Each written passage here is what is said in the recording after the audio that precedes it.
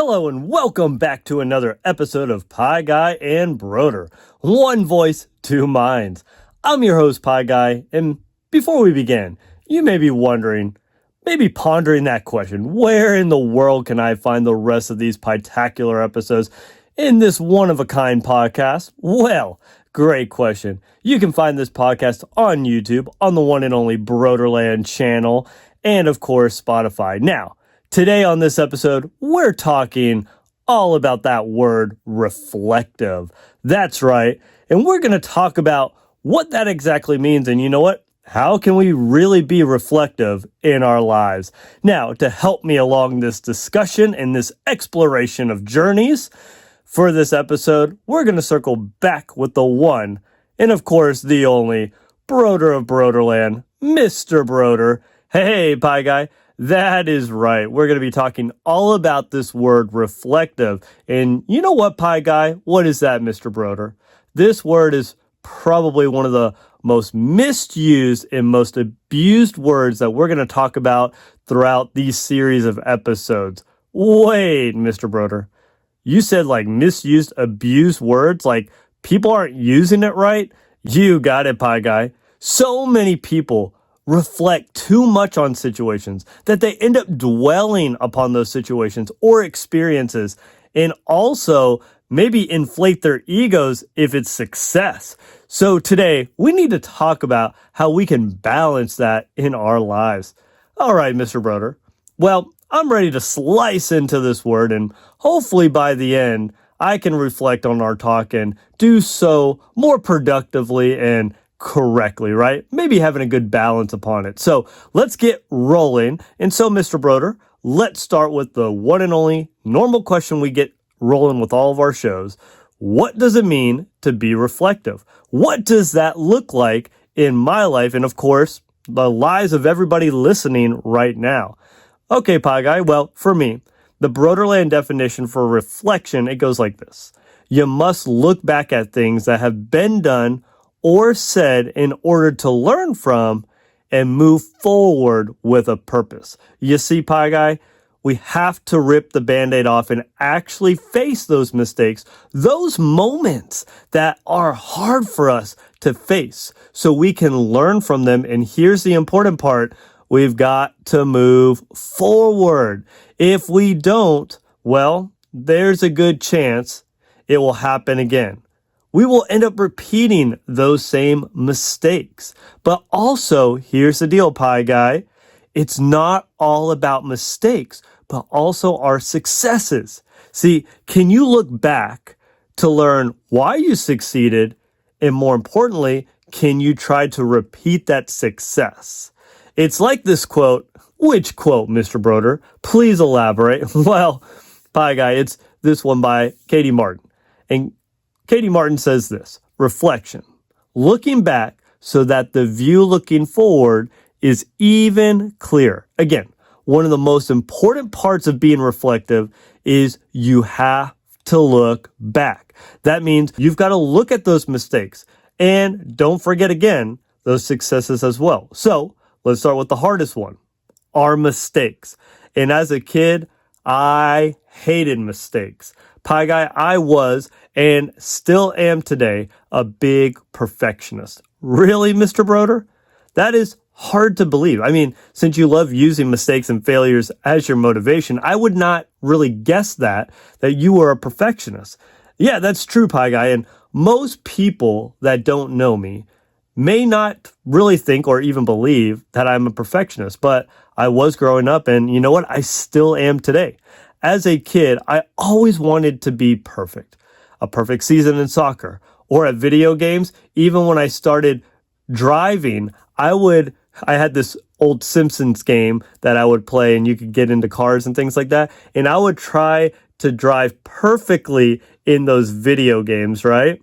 To where, I was trying to pretend like if I was really taking that driver's test, was I going to do it correctly? So it was almost like my virtual driver's test. But I even took that to the point of when I was actually driving, could I drive perfectly without any mistakes, without, veering left or right too much? Well, Mr. Brodeur, I would hope you would. I mean, I would not want you to really get into a crash or anything. Well, Pie Guy, let me be more specific. I would try, like I said, to stay directly in the middle to the lane. And if I veered just a hair, I felt like I failed. Or if I did not brake soft enough in my eyes, I felt like I failed. Did I stop long enough at that stop sign or pull into the driveway, the garage gently enough? Don't even get me started on sports video games. I would literally start a season in NCAA football or Madden and make my team, or sometimes they had those. I love the NCAA football when they started allowing you to create your own character and you could go through high school and then, of course, college. And here's the deal. If I lost the game, I felt like the whole season was over. I would even at times erase it all and start again. It got so bad that I would even be tempted to start my whole season over if I threw an interception, especially at the high school part where you were trying to build up your character for the college recruits. It was bad. Like, it would just be draining. I would dwell so much on just that one interception or even, that lost game. Wow, Mr. Brodeur, you were a little bit of I don't even want to say a little bit. You were a big time perfectionist. Yes, Pie Guy. And you see, being a perfectionist, I believe, held me back. See, the key is I learned the faster I'm willing to accept my mistakes and really look back at them, the faster I was able to improve and become better. Me starting the video game over was me avoiding looking back and taking ownership of my mistakes. I'm not saying it's easy. It's hard to look back, relive, and face those mistakes, but it's so important to do so. That way, you can learn from them. Ask yourself, what went wrong? How can I improve on them? And how can I move forward with resilience to get back up and keep moving forward, to be better? But you also want to look back at those successes. And Pie Guy, this one is a little bit, or maybe not even a little bit, much harder for me to even do.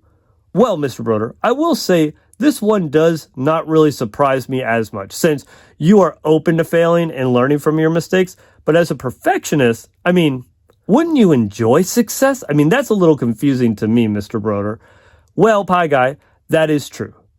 You would think I would love success as a perfectionist. But you see, a lot of times with success, I struggle with what's next. And surprisingly enough, to some, the attention that comes with it at times. Wait, you, Mr. Brodeur? The guy that does videos and puts his face on every sign, poster, and even a flag in your room? You got it, Pie Guy. I love to perform, but recognition is much harder for me. But all in all, it is great to have success, but you have to be able to repeat it. This was important for me to learn because my biggest hurdle before was, what do I do after achieving success? Then I realized I have to be able to repeat it, make it consistent, and more importantly, evolve and really push the limits. Try to expand my talents, my achievements, right? That is why we have to look back, ask ourselves, how can I repeat it? But also ask yourself, how can I improve upon that success? But also, when you look back, you don't want to spend too much time looking back or you will never move forward. Too much time looking back at success can create an ego. And here's the flip side. Too much time on mistakes, well, that can cause a lack of confidence. Like this quote right here. Every failure is a step to success. Now, most of us, again, we hate failing and having those setbacks, right? Failure and the fear of it really freezes us, paralyzes us, stops us, Pie Guy, from really trying new things. That's why here in Brodeurland, I have 2 goals. Now, Mr. Brodeur, can you share your 2 goals again for those that are listening and may not know exactly what they are? Sure, Pie Guy. First one is this. You got to build confidence in yourself. And the second one is to become that best version of yourself. See, most of my life, I was not very confident in myself till more recently. I really had to work hard at it. It took time and years to get to that point that I'm at now. And I know I can even still improve on it. I remember my mentor and priest, Father Rafa, really helping me grow in my confidence. Now, Mr. Brodeur, is this the same guy that was your mentor when you were thinking about being a priest? Yes, it was, Pie Guy. And he was a great influence on my confidence and helping me become a better version of myself. He would start off easy, like having me make decisions on maybe where we would go to eat or maybe take a walk and really try to cool down, right? And there he was trying to teach me to be less indecisive. He wouldn't choose. He wanted me to choose, so I had to be more confident, be decisive, and choose what we were going to do. And I'll be honest, that was hard. Then he would put me in situations like reading out loud in front of people at church, in other places. And I hated at the time being in front of people. And here's the deal, even more afraid reading in front of people, especially if I had not previewed the readings, which he would do at times. Oh, talk about the fear, the anxiety going through the roof. You, Mr. Brodeur, afraid of being in front of people? You seem like you love it up there. Again, Pie Guy, Father Rafa helped me a lot. And I would most likely not be doing what I am pretty much doing right now if it wasn't for him. But the key in building confidence is it takes time and it takes consistency. You see, with confidence, I'm willing to try things and learn from those mistakes. I even at times look forward to those failures because it gives me something to learn from. It's like fuel to my fire. It motivates me to get better and say, hey, that didn't work, so let me try it this way maybe instead, right? Use those failures as building blocks to success, as those experiences that will help you get better. But don't let those failures and successes really get to your head. Now, Mr. Brodeur, I know some people out there may be thinking, okay, confidence, I need it, but what are some steps maybe to gain it? Didn't you have maybe 3 steps to gain confidence? Maybe you had said previously in one of your videos or on a podcast that we did. I can't really remember. Yeah, Pie Guy.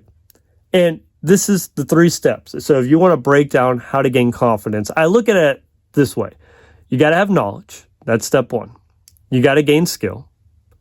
But most importantly, you got to gain experience. You see, you can read, you can watch, you can learn something, but you have to then build skill and then go out there and take some swings to gain that experience, that wisdom to get better. Remember, the expert in anything was once a beginner. You got to start somewhere, and you can read all day, but you got to go out there and you got to gain some skills. You got to try some things out, and then you got to start using those skills. Really experience and put yourself out there and take the swings. That's where the wisdom, that's where the experience comes. And the more consistently you do it, man, that confidence will ring. Pie-tacular, Mr. Brodeur. Well, we are getting to that time again where we have to wrap things up. So is there any last words you would like to share with us before we have to go? Yes, Pie Guy. Let me wrap up with this quote by Drake. And Drake says this: never let success get to your head, and never let failure get to your heart. Remember, it's good to look back at those successes and mistakes, but here's the deal, only for a moment. You see, if you look back at those successes, those mistakes, and you never turn yourself around, you will never move forward. Especially with those mistakes, we can find ourselves really dwelling on the past, and it really allows those mistakes to really bring us down, to freeze us again, like I said earlier, and paralyze us. This makes us not willing to move forward. It makes us stay where we are and revert back to our old ways. Don't let that happen. No. Now, success, you can't let that get to your head either, because you don't want to form an ego. Definitely not. It's great to have success, but again, you got to learn from them and be able to repeat them and see if you can continue to improve. That's what's important. It's like this, Pie Guy. It's like driving a car, right? I talked about driving earlier and how I was being a perfectionist, but let's look at it this way. You don't look in the rearview mirror the whole time that you're driving, right? That would be a complete disaster. Definitely, Mr. Brodeur. That would be a complete disaster. Yeah, Pie Guy. And here's the deal. You look for a moment, you assess, and you turn back around, and you keep driving forward. That's the key with reflection. Can you look back for a moment?